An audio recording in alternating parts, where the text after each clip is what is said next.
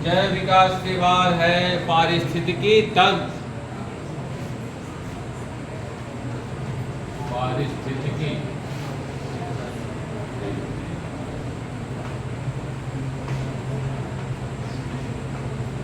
आप लोग सुने ही होंगे। हिंदी हम लोग कम सुनते हैं, याद भी नहीं रखते हैं, इंग्लिश ज़्यादा सुनते हैं। तो इसका इंग्लिश है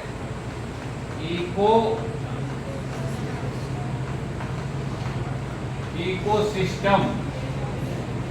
इकोसिस्टम सुने होंगे, बस इतना ही जानते होंगे। तो इकोसिस्टम को ही पारिस्थितिकी तंत्र कहते हैं, समझ रहे हो। तो हम लोगों के चारों ओर इस इकोसिस्टम को जानने के लिए सबसे पहले हम लोगों को जानना पड़ेगा कि ये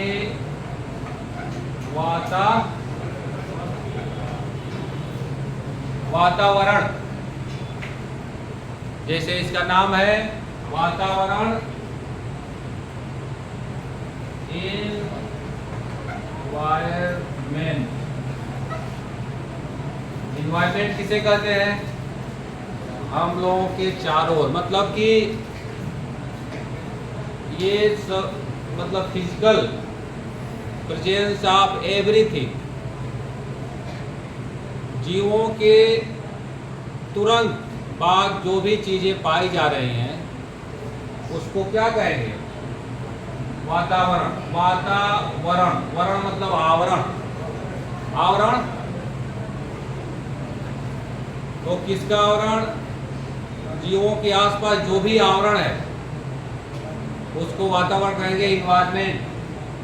किसी भी जीव के इमीडिएट सराउंडिंग, इमीडिएट सराउंडिंग समझे ना, आपके तुरंत आसपास जो भी चीज पाई जा रही हैं उसको कहते हैं इन्वायरमेंट।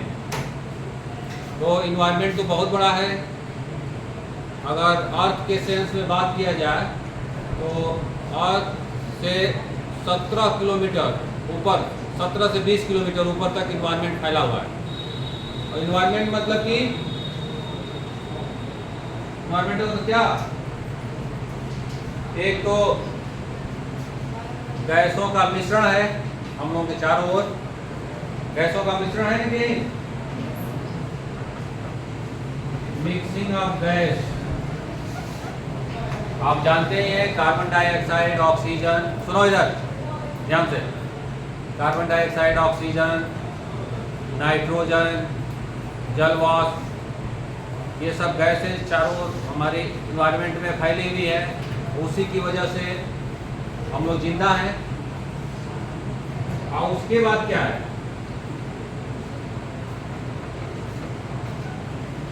सभी लिविंग है, ऐसा है ना। इन्वायरमेंट में सभी लिविंग जो संरचनाएं हैं वो पाई जाती है। तो एक तो गैस है और लिविंग है, तो दोनों को मिला के इन्वायरमेंट। के अलावा एक और कहते हैं स्फीयर, बायो। अगर इसमें लिविंग जुड़ जाता है तब हो गया बायोस्फीयर। तो आज हम लोग पढ़ेंगे इन्वायरमेंट के कौन कौन से कंपोनेंट हैं, या इन्वायरमेंट के ऐसे कंपोनेंट जो आपस में इंटरेक्ट करके एक सिस्टम बनाते हैं। उस सिस्टम को क्या कहते हैं?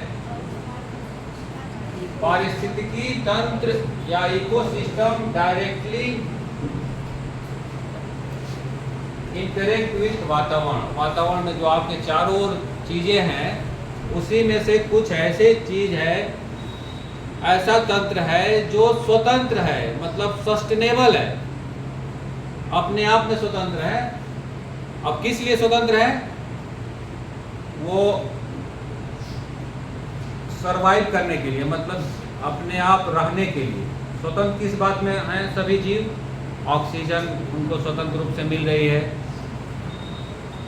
वाटर मिल रहा है, सॉइल मिल रहा है। तो ये सब मिलजुल के आपस में एक तंत्र बना रहे हैं। उस तंत्र को क्या कहते हैं? पारिस्थितिकी।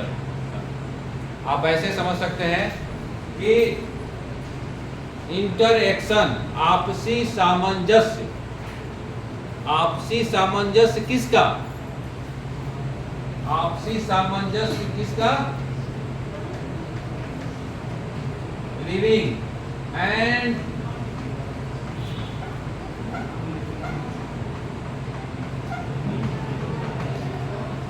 Non living. क्योंकि आपके आसपास जितने भी जीव रह रहे हैं वो डायरेक्टली या इनडायरेक्टली नॉन लिविंग पे डिपेंड है। नॉन लिविंग पे डिपेंड है कि नहीं? हमको ऑक्सीजन चाहिए, वाटर चाहिए, और सॉइल से जो हम लोगों की डिपेंडेंसी है, और ये लिविंग और नॉन लिविंग की साइकिल चलती रहती है। और बीच में कौन है? लिविंग और नॉन लिविंग के बीच में कौन है? हाँ, वायरस। सही कर। नॉन लिविंग डेड है। अगर हम डेड हो जाएंगे तो किसमें बदल जाएंगे? नॉन लिविंग में। सारे वाटर और सारे मिनरल्स, कैल्शियम, फास्फोरस सब चला गया, नॉन लिविंग हो गया। लेकिन उससे पहले लिविंग का और नॉन लिविंग का इंटरेक्शन चलता रहता है, और वो इंटरेक्शन एक सिस्टम फॉर्म करता है, and they depend upon each other. आप नॉन लिविंग के अलावा लिविंग पे भी डिपेंड है। लिविंग पे भी डिपेंड है ना, क्योंकि पौधे अगर भोजन न बनाए तो आप कितने मिनट जिंदा रहें? आप में किसी भी जंतु में भोजन बनाने की क्षमता तो है नहीं। क्षमता है? नहीं है। तो आप लिविंग पे भी डिपेंड है और नॉन लिविंग पे भी डिपेंड है। आपस में भी डिपेंडेंसी है, जीवों की आपस में भी डिपेंडेंसी है, एक जीव दूसरे पे डिपेंड है। तो ये जो डिपेंडेंसी है, निर्भरता है, वो निर्भरता लिविंग और non living, living to living एक सिस्टम फॉर्म करता है किसी भी प्लेस पे। किसी भी प्लेस पे उस सिस्टम को कहते हैं इको सिस्टम। अब जो भी इको सिस्टम फॉर्म होता है, अब कहाँ पे फॉर्म होता है? वातावरण में। इसलिए इसको ये भी कहा जाता है कि वातावरण में इको सिस्टम एक यूनिट है। वातावरण का क्या है? यूनिट। जैसे सभी चीज़ों की यूनिट होती है, वैसे ही इको सिस्टम वातावरण की यूनिट है, जो सेल्फ सस्टेनेबल एक सिस्टम है, जो किसी दूसरे पे डिपेंड नहीं है।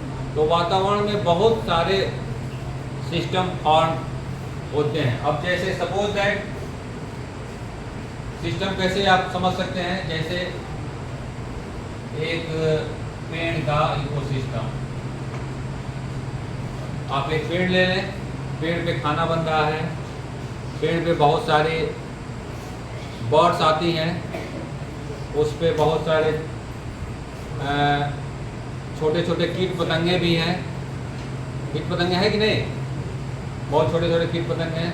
वही उनका पूरा आप देखेंगे तो पूरा एक सिस्टम बनाए हुए हैं पेड़ के आसपास। पेड़ के आसपास सिस्टम बनाए हुए कि नहीं? तो एक पेड़ का इकोसिस्टम हो जाएगा पारिस्थितिकी।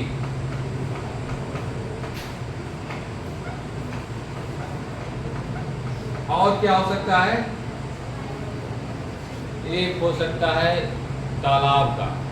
तालाब देखिए एकदम सेल्फ सस्टेनेबल है, उसमें सारी चीज़ें हैं, वाटर भी है, मछली उड़ा रही है, सनलाइट से आता है। जो ऐसे कुछ ऐसे पौधे हैं जो सनलाइट से क्या बना रहे हैं? फूड बना रहे हैं, उसमें मछलियाँ डिपेंड हैं, कहीं दूसरी जगह की जाने की जरूरत नहीं है। तो तालाब का एक इकोसिस्टम है। उसी तरह एक जंगल का इकोसिस्टम है। तो आपके चारों तरफ बहुत सारे इकोसिस्टम अपने आप काम कर रहे हैं और वो किसी दूसरे पे डिपेंड नहीं है। तो ऐसा सिस्टम जो अपने आप काम करे, दूसरे पे डिपेंड ना हो, उसे कहते हैं इको सिस्टम। अब इको सिस्टम दो प्रकार के होते हैं। एक तो है कि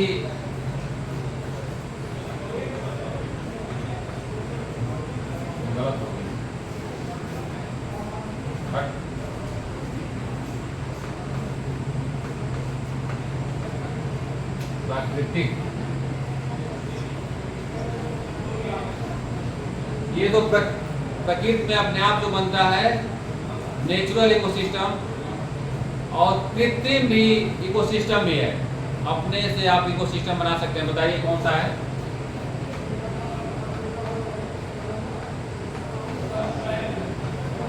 कृत्रिम इकोसिस्टम। बहुत लोग अपने घर में रखे हुए हैं इकोसिस्टम बना के। क्या है? एक्वेरियम। सही बताए।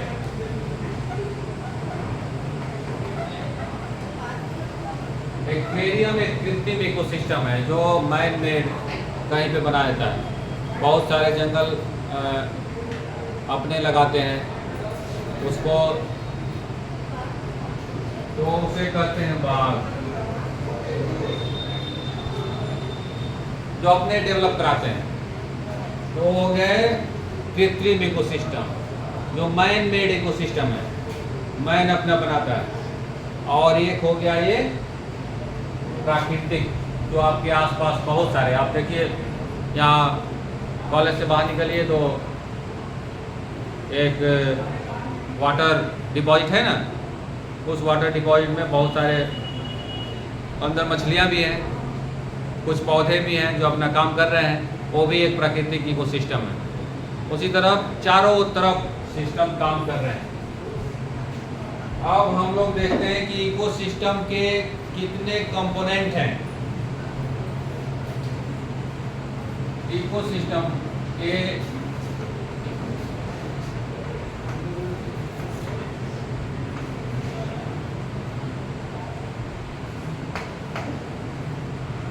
पहला है, जैसे अभी हम बताए हैं, एक है लिविंग एंड नॉन लिविंग, तो उसी को थोड़ा सा दूसरे भाषा में कहते हैं,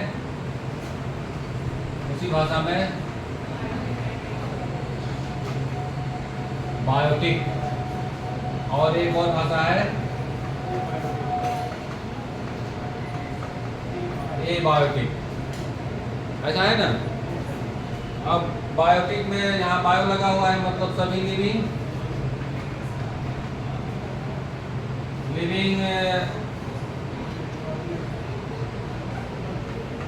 स्ट्रक्चर्स।